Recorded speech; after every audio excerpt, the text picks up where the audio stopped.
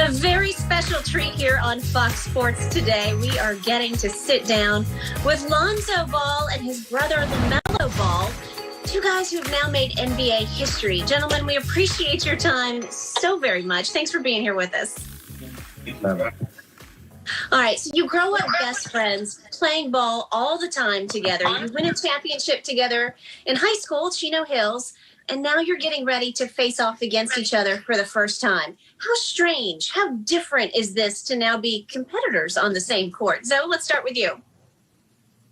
I think we always knew this day was going to come. We probably thought we were going to be on the same team, but it's going to be fun, seeing them out there. This is our first matchup, really, ever in a real official game. So it's going to be a lot of fun. I'm looking forward to it.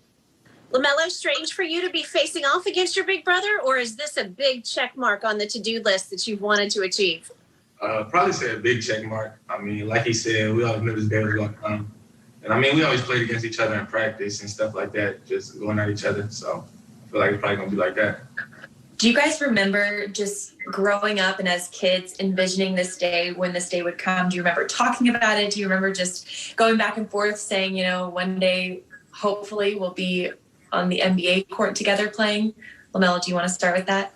Definitely. We always looked at this growing up, like I said, and we had a lot of talks about it with our family, just normal days, going to dinner and stuff like that. It's a whole basketball family, and all we talk is basketball, so probably jumped up with a combo plenty of times. And Lonzo, what are some of your best memories of LaMelo or with LaMelo just growing up back in Chino Hills?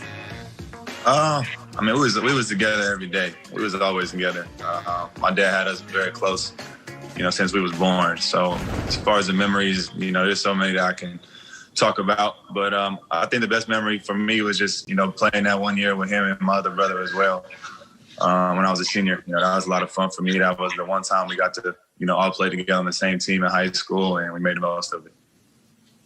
If you guys had to give scouting reports of each other, Zoe, what would you tell folks about LaMelo and his game? Just do the best you can not to let him get hot. He's a very streaky player, and once he gets rolling, it's hard to slow him down. LaMelo? A great passer, knock down a three, and get his team involved pretty much. You guys made history. You're the first set of brothers to be drafted in the top three ever to happen. What does it mean to hold that title and to have gotten to do it together, given your basketball journey and how intertwined it's been since the jump? I just think it was a good accomplishment for our family. Like I said, I think we always kind of knew we was going to make it to the league. But to have two different routes and then end up in the same spot, is an amazing thing. I went the more traditional route, and then Melo went, the unconventional way, but we both ended up making it to where we always knew we would be. And, that's something to be proud of. And talking about that, Lonzo, just the different paths you guys took to get to where you are today. LaMelo, we can start with you. The way that you came a little bit more unconventional, how has that helped you and molded you into the player you are today? I think it helped me as a person and as a player on and off the court. Everywhere I was going, I was picking up stuff, learning stuff. And honestly, from the time I left school, that's when I really started learning. So I feel like it helped me a lot. Lonzo, what about you? For me, it was about just climbing up the charts. Every year I wasn't too well known, my freshman year of high school, but I moved up, every year. And even in college, I wasn't supposed to be, the number 2 pick, and it ended up working out, at the end of the year. So for me, just keep working and staying in the gym, and everything happens the way it's supposed to go. Lonzo, what have you thought of, I know we're just a couple games in, but what have you thought of LaMelo's performance thus far? I think he's doing great. He's going to get better. The more comfortable he gets on the court, the more minutes he gets, he's going to produce more. So for him, I think it's just about staying focused, staying in the gym, and just staying to the grind. It's a long NBA season. It's a long year, and it's full of ups and downs. So you really can't get too high or too low. You got to just stay even keel and, do the things you know what to do on the court, and everything works out for itself. LaMelo, what's the best piece of advice you've ever gotten from Zoe? You got to watch him blaze this trail of playing professional sports before you started your journey. Pretty much just be yourself, stay in the gym, keep working. We give each other advice every day, so it's pretty hard to pinpoint just one thing. Zoe, when you watch him out on the court, do you get more nervous for yourself or for him when he's playing in draft night and having these big moments? To be honest, I really haven't got to watch, one of his games like all the way through.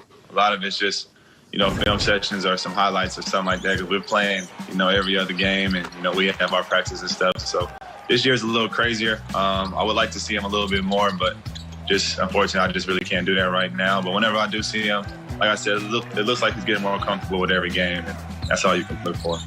Guys, I want to ask about your family, your parents in particular. This has got to be something that they've circled on the calendar, that they're excited for, anticipating for. So what have your parents said to you ahead of the game? And, how excited are they to watch their two sons out on the court together?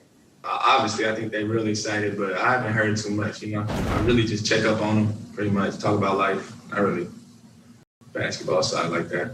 What about jersey-wise? I know a lot of parents will sometimes split and wear one and wear the other. Is that going to be the same for y'all's parents? I don't think he's getting in those jerseys.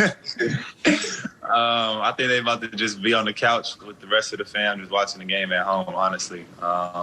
It's going to be crazy because they're going to be rooting. They're going to have to root the whole game. When they got the ball, they're going to cheer for them. When we got the ball, they're going to cheer for us. So it's going to be different for them, seeing us on different sides, but I know they're going to love seeing both of their boys, make it to the league and, play it on a big stage. Ashley, I love the line of questioning. Guys, so much attention around your dad and everything he's done with football, basketball, being a coach, but your mom played basketball too. One, I hope she's feeling well and doing all right, doing better. Secondly, the question, what have you learned from her basketball-wise or life-wise?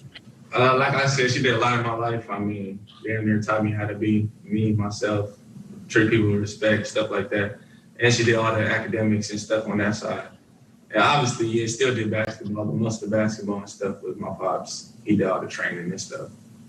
But everyday living and stuff, cooking dinner and all that, my mom's was there, helping for homework, cleaning up and stuff.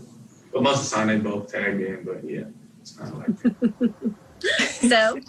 Yeah, just piggybacking on that. As much as y'all see my dad in the media and how much he's been there for us, my mom has been there, the whole time. And she's obviously not as loud as him, so people might not know that. But even she's never missed a game. When we were younger, I remember she used to film all of them. She was the one recording them so we can go over the film after.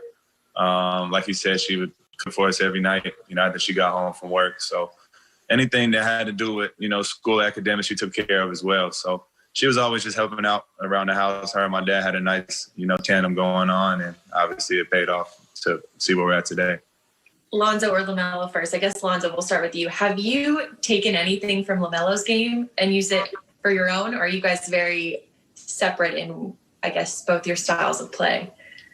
No, I've never really taken nothing from his game. I'd be like looking down, what I'm saying? Like I go through everything first and I play my own game. So, I'm a fan of his game for sure. I love playing with him, but I think we have two different types of styles other than passing. People didn't know he was a passer, I guess, but now they're seeing that he has great vision, which I've always known. So, I think we both have our own style of play, and it works out for us.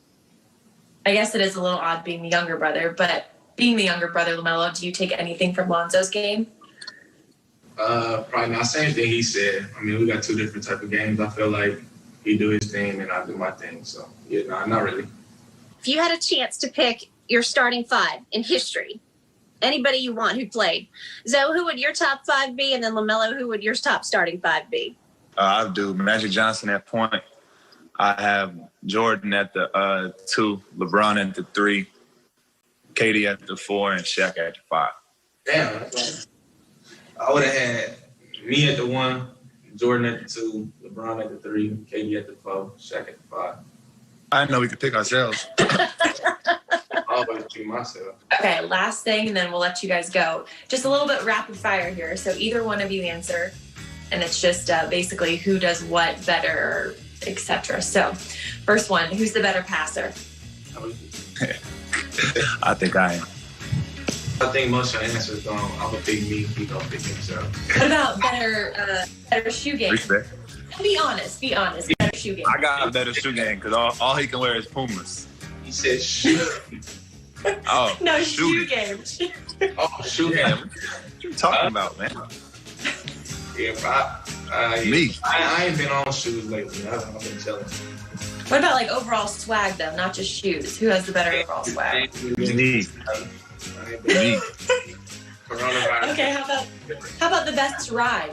The best car? He got Oh, the best car? He got the best car. There we go. Okay, and then the best taste in music. Or if you're a rapper, who can rap better? For sure, me. But I think we both got some good taste in music. Like, he don't be playing nothing bad, I don't be playing nothing bad.